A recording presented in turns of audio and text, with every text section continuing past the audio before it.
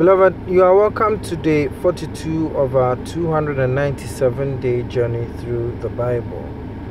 This is the reading for the 11th of February 2019, and today we are reading Deuteronomy chapter 12, 13, 14, and 15. And God willing, we'll finish the whole Bible by the 24th of October 2019. Deuteronomy chapter 12. These are the decrees and laws you must be careful to follow in the land that the Lord, the God of your ancestors, has given you to possess.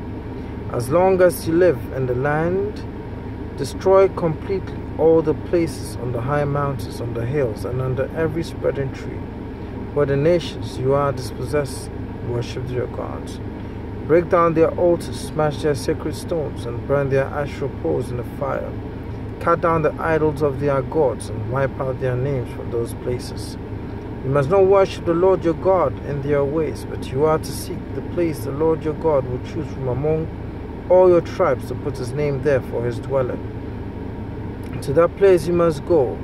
There bring your burnt offerings and sacrifices, your tithes and special gifts, what you have vowed to give, and your freewill offerings, and the firstborn of your herds and flocks. There in the presence of the Lord your God, you and your families shall eat, and shall rejoice in everything you have put your hand to, because the Lord your God has blessed you. You are not to do as we do here today, everyone doing as he sees fit, since you have not yet reached the resting place in the inheritance the Lord your God has given you. But you will cross the Jordan and settle in the land the Lord your God has given you as an inheritance. And he will give you rest from all your enemies around you, so that you will live in safety. Then to the place the Lord your God will choose as a dwelling for his name, there you are to bring everything I command you, your burnt offerings and sacrifices, your tithes and special gifts, and all the choice possessions you have vowed to the Lord. And there rejoice before the Lord your God. You, your sons and daughters, your male and female servants, and the Levites from your towns who have no allotment or inheritance of their own. Be careful not to sacrifice your burnt offerings anywhere you please. Offer them only at the place the Lord will choose in one of your tribes, and there observe everything I command you.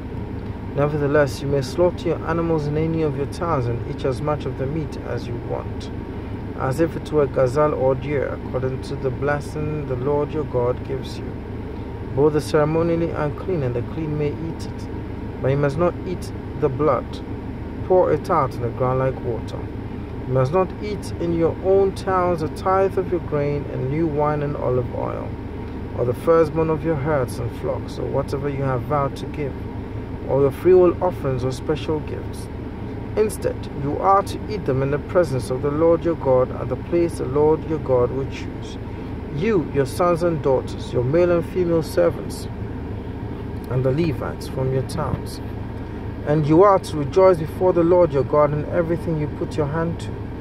Be careful not to neglect the Levites as long as you live in your land. When the Lord your God has enlarged your territory as he promised you, and you crave meat and say, I would like some meat, then you may eat as much of it as you want. If the place where the Lord your God chooses to put his name is too far away from you, you may slaughter animals from the herds and flocks the Lord has given you, as I have commanded you, and in your own towns you may eat as much of them as you want. Eat them as you would gazelle or deer, but the ceremonially unclean and the clean may eat. But be sure you do not eat the blood, because the blood is the life, and you must not eat the life with the meat. You must not eat the blood. Pour it out in the ground like water.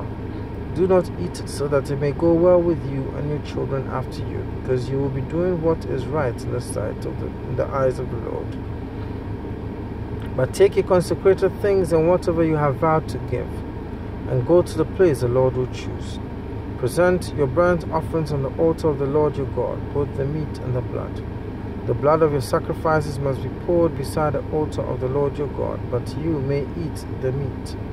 Be careful to obey all these regulations I am giving you, so that it may always go well with you and your children after you, because you will be doing what is good and right in the eyes of the Lord your God. The Lord your God will cut off before you the nations you are about to invade and dispossess. But when you have driven them out and settled in their land, and after they have been destroyed before you, be careful not to be ensnared by inquiring about their gods, saying, how do these nations serve their gods? We will do the same. You must not worship the Lord your God in their way, because in worshiping their gods they do all kinds of detestable things the Lord hates. They even burn their sons and daughters in the fire as sacrifices to their gods. See that you do all I command you. Do not add to it or take away from it. Deuteronomy chapter 13. If a prophet or one who foretells by dreams appears among you and announces to you a sign or wonder, and if the sign or wonder spoken of takes place, and the prophet says, let us follow other gods, gods you have not known, and let us worship them, you must not listen to the words of that prophet or dreamer. The Lord your God is testing you to find out whether you love him with all your heart and with all your soul. It is the Lord your God you must follow, and him you must revere. Keep his commands and obey him, serve him and hold him fast. That prophet or dreamer must be put to death for inciting rebellion against the Lord your God, who brought you out of Egypt and redeemed you from the land of slavery. That prophet or dreamer tried to turn you from the way the Lord your God commanded you to follow. You must purge the evil from among you. If your very own brother or your son or daughter or the wife you love or your closest friend secretly entices you, saying, let us go and worship other gods, gods that neither you nor your ancestors have known, gods of the people around you, whether near or far, from one end of the land to the other, do not yield to them or listen to them. Show them no pity. Do not spare them or shield them. You must certainly put them to death. Your hand must be the first in putting them to death. And then the hands of all the people stone them to death, because they tried to turn you away from the Lord your God, who brought you out of Egypt, out of the land of slavery. Then all Israel will hear and be afraid, and no one among you will do such an evil thing again. If you hear it said about one of the towns the Lord your God is giving you to live in, that troublemakers have arisen among you and have led the people of their town astray, saying, let us go and worship other gods, gods you have not known, then you must inquire, probe, and investigate it thoroughly. And if it is true and it has been proved that this detestable thing has been done among you, you must certainly put to the sword all who live in that town.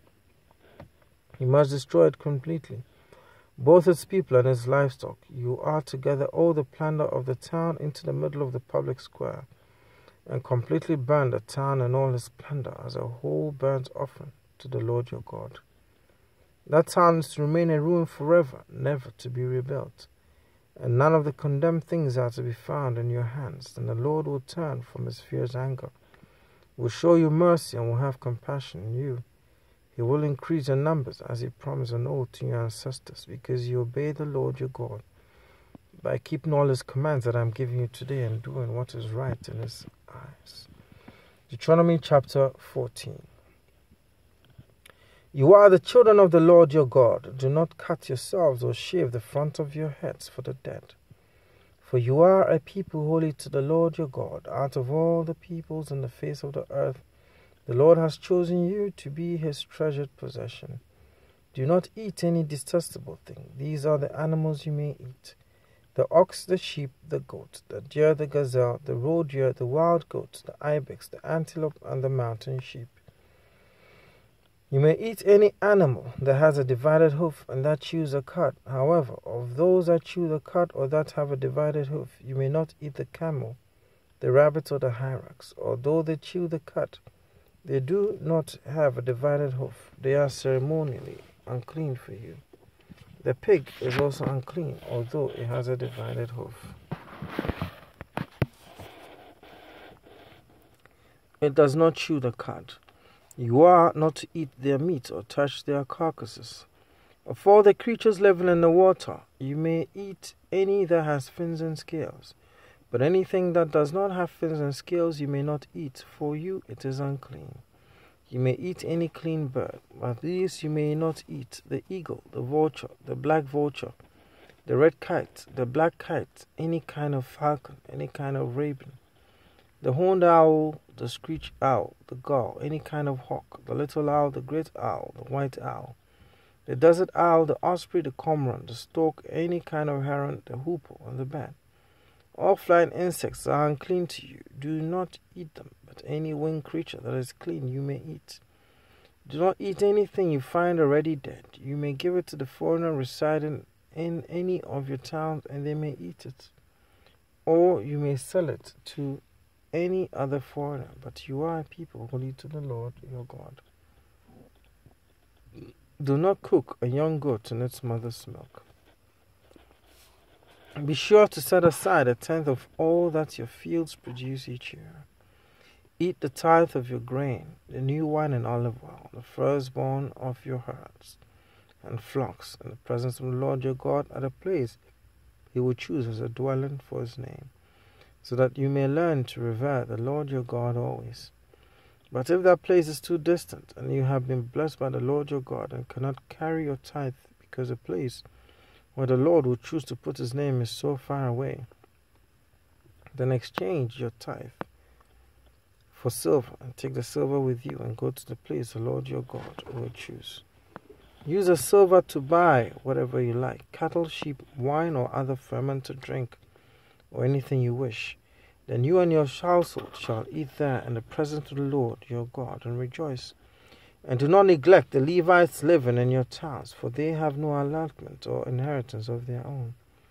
At the end of every 3 years, bring all the tithes of that year's produce, and store it in your towns, so that the Levites, who have no allotment or inheritance of their own, and the foreigners, the fatherless, and the widows, who live in your towns, may come and eat and be satisfied, and so that the Lord your God may bless you in all the work of your hands. Deuteronomy chapter 15. At the end of every 7 years, you must cancel debts. This is how it is to be done. Every creditor shall cancel any loan they have made to a fellow Israelite. They shall not require payment from anyone among their own people, because the Lord's time for canceling debts has been proclaimed. You may require payment from a foreigner, but you must cancel any debt your fellow Israelites owe you. However, there need be no poor people among you, for in the land the Lord your God is giving you to possess as your inheritance, he will richly bless you. If only you fully obey the Lord your God and are careful to follow all these commands I am giving you today. For the Lord your God will bless you as he has promised, and you will lend to many nations, but will borrow from none. You will rule over many nations, but none will rule over you.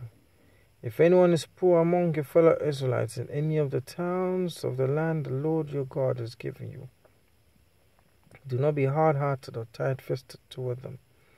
Rather, be open-handed and freely lend them whatever they need. Be careful not to harbor this wicked thought. The 7th year, the year for canceling debts, is near, so that you do not show ill will toward the needy among your fellow Israelites, and give them nothing.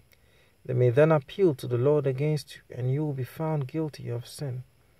Give generously to them, and do so without a grudging heart. Then because of this, the Lord your God will bless you in all your work and in everything you put your hand to. There will always be poor people in the land.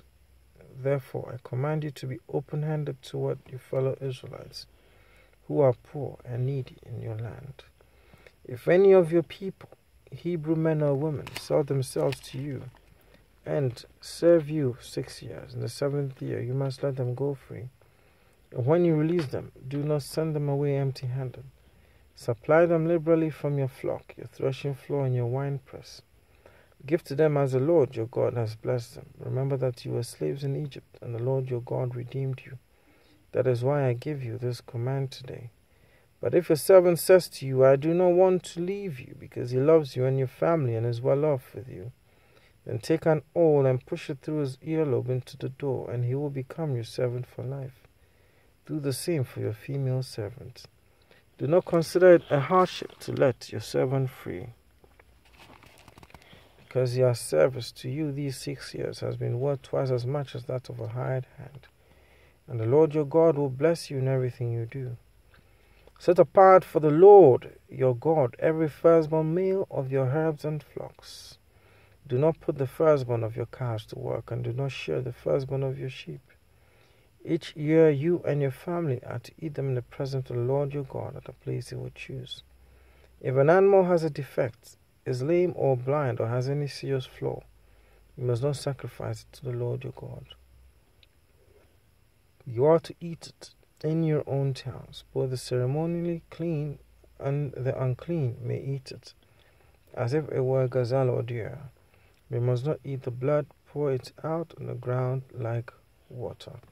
Beloved, 2 Timothy chapter 3, verse 16 and 17 says that all scripture is inspired by God, or is God-breathed, and is useful for teaching, for rebuking, for correction, and for training in righteousness, and also to equip the servant of God in all good things. Beloved, this reading is not a substitute for salvation, but I know that it will go greatly to enrich your life in all areas. Amen.